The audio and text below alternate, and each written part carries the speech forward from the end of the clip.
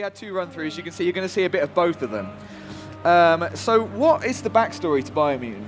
Okay, so we're in a post-apocalyptic world, Right. and it's not like a bomb went off. It's like oil has seeped through, and everything is dying. So that explains the floor right here, because it's quite dark. Like we're in like a forest or something, Yeah. but you can see it's quite oily. Yes. And we've obviously straight away, the first thing I had to do was make a choice, and there's some sort of karma system. Yes. So interestingly, obviously Dave has got hands-on with the game, but I'm sort of the one that saw the presentation, which is why the 2 of us are doing this. So it has a karma system, and it's a very easy to understand karma system. I'd call it the red and blue system. It's literally like a black and white, sort of It is. yin and yang kind of a thing. Minus going on. 10 or plus 10. And this does affect the story, because your karma will affect how people see you, the options you have when you are talking to people. Okay. And of course, because the ending is very open. So for example, there are 6 tribes, and Okay. you can choose to unite them or destroy them. You can choose to become some scary big boss. And again, all your karma has an effect on all of this. So what is this game? Like if we break it right down, it's kind of an open world Adventure? with kind of like, it's quite in-depth combat. Rob said Devil May Cry combat. Devil May Cry combat, that's what I was looking for. It's like, is about combinations, is about, it's not just like your attack is square. I think you will have seen in that sort of tutorial section, there are loads of different button combinations. All the moves have names, so I think you can chain them together. You can knock people up into the air so that you can do more damage to them. Like the combat is actually very, very deep. Yeah. The part of the game that we played is quite linear, because it's the very opening, certainly of this build anyway. So this is a special piece of code that has been made for presentations. Right, this for is presentations. So this part of the game is what me and Rob saw at Gamescom. Right. In fact, anyone who saw this at Gamescom as a member of the press, this is the section they saw and said, this is just us playing it and doing it our way. But if you have seen the trailer, or you might even see some at the end of this video, it's actually a huge open world. So you might not get it from this video that we've played, that we've put together, but the game opens up into a huge open world. 4x4 kilometers above ground, doesn't include the underground. Did you say 4x4 kilometers? 4x4 kilometers. I watched my old video back. Wow. I also have it written down. And there's loads of terrain, there's loads of environments. Like Yes. there's a desert, there's like sort of tundra, there's lush Yeah. forest and stuff. So it's a really interesting game. In fact, I think you maybe described it as Jack and Daxter meets Horizon. Yes. Zero Dawn. Yeah, which is a combination that I didn't know I wanted until I heard about it. Exactly. Until I was told that, I was like, yeah, that sounds amazing. So our main character doesn't talk. No. Those watching now, you'll hear a narrator, and it's the narrator that sort of gives you the story. So if you pick something up, it'll be like, and then he picked up the sword. But as with your things like your karma, that can also affect the way the narrator speaks, so it's quite dynamic to what you're doing and how you're doing it. I really liked it, actually. You'll see in a bit, we get into a conversation, and the narrator kind of describes the character's feelings about what's going on as well. It's sort of like his inner thoughts, almost. It's a really clever system. You will have just seen that we picked up some ammo. Yeah. And this is like what we're about to see, or not actually, are we about to see it? Not quite yet. So I've got some ammo that's like, there are different kind of powers, like lightning power, or, just talking about the ammo. There are different kinds of, what's the elements that I'm looking Yes. at? Elemental damage. So right now I've got sort of electric, but I know there's radiation as well. I'm sure there are others. What we're doing here is scavenging for loot, which is going to be really important because you can use all this stuff to make weapons and armor, which is a big part of the game, It's a huge actually. part. So Nath made this video. He wanted to zoom in on our new helmet there. Was that all that was? That was just Nathan zooming in on the helmet? That's what he wanted to do. Fine, Yeah, whatever that makes was him his thing. He was interested in that. So the game itself there's a tree of life, and the tree of life is dying. And if the tree of life dies, so does humanity. So you need to cure its roots. Now, by playing the game and doing the quests, you will start to cure the roots of the tree of life. And every time you successfully cure one of the roots, the percentage chance of you saving humanity at the end of the game increases. So, for example, if you only have a 10% chance of saving humanity because you've only cured a tiny part of the roots, at the end of the game will literally RNG on whether or not you've saved humanity. Oh, so you can still do it? You can still do it. Right. The more of the tree of life that you cure, the better the better your percentage chance. that you'll actually save humanity. But you can still lose. But you can still lose. Oh, man. And the story's also open. So, for example, if you've played it and you've been a complete ass the whole time, and you have low karma, you'll get, a different ending than if you played it and had good karma. That's pretty interesting. That's a really interesting idea, actually, because you're used to making all the right decisions and getting the good ending. The idea that you can do your best to heal the Tree of Life and still lose is kind of interesting. Or do your work, not really care about it, but still actually it comes good. It's kind of an interesting idea that I'm really interested in. So yeah, we're seeing some more combat, and I think we might have seen the first of a couple of powers. So your character has several powers which you can use. I think we've seen the first one, which is kind of like it's that one there, which is like a confusion power, which can turn enemies against each other. They turn them to your side. I don't know that they're necessarily on your side, actually, but they definitely turn against their friends. And which is really good for just disrupting, because they do get quite together. There's quite large numbers of them, so you can turn those against them. That's the first power that we've learned. You can see I've got a dodge now, which I'm using incredibly badly. This guy in the middle, he's not actually too difficult to kill, but I decided to go for the ads first, which was maybe a mistake. I always go for the ads first, because I just want to be able to concentrate on the boss. I thought I could easily, outmaneuver his barrel throws, but actually he was surprisingly accurate with them, or I was surprisingly bad. I'm not sure. He's staggered here. Yeah, I know. I'll let you decide for yourselves. He's dead here, so that's good. And I like this nice. You get this nice slow-mo finisher, which is pretty cool. So there's two types of powers. There's bio and there's psi. I didn't know that. So bio is physical and psi is a bit like X-Men powers. We're going to see another one of them here. So I'm going to gain another one, which is an electric shock. Yes. So you get a little. Actually, no, I'm not. This is one of the psi powers, I guess. This is telekinesis. So you can pick things up and throw it into other stuff, just do damage to it, which is useful. It's not just enemies, you can also use it on, like barrels, inanimate objects, and things like that. This guys are like ragdolling in the air, He didn't have a chance, did he? Nope. He was not expecting. There's that slow-mo again, which is super cool. Again, for anyone who's tuning in, this is us. We played this, literally we made this video yesterday.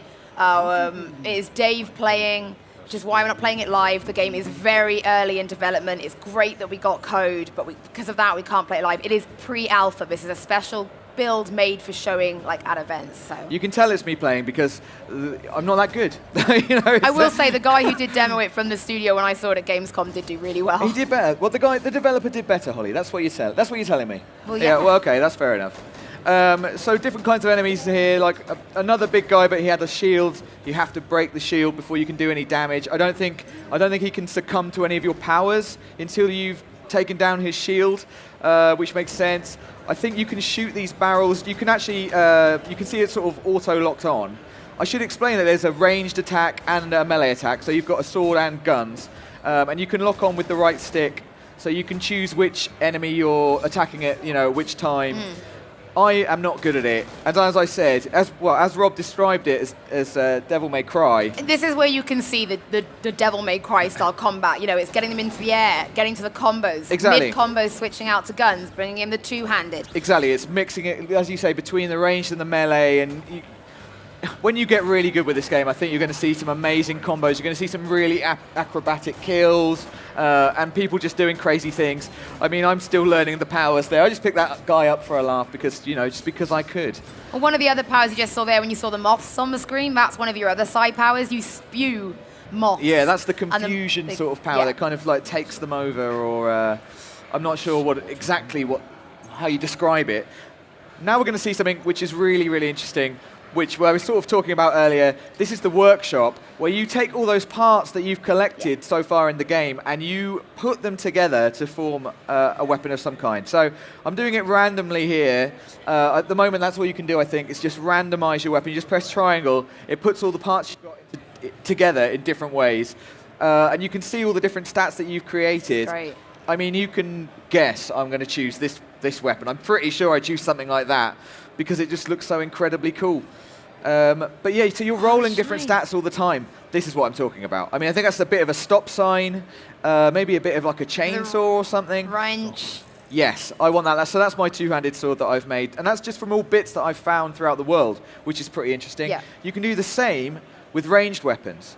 And again, so it's just using all the bits you found, just hitting triangle, putting them together in different ways or different parts, and you can see the stats on the right, depending on what you're looking for, you know, whether you want to go for high damage, high fire rate, Oh, or look something how like cool that looks. And there it is. So now that weapon is on my back. We are going to learn the third power now. Yep. This has to be one of the bio powers, I guess. I don't know how to describe this. What's it called? It's called Fungi Mush Mutation, or Fungi Mush, maybe. Yeah, this is on my Gamescom list. Okay.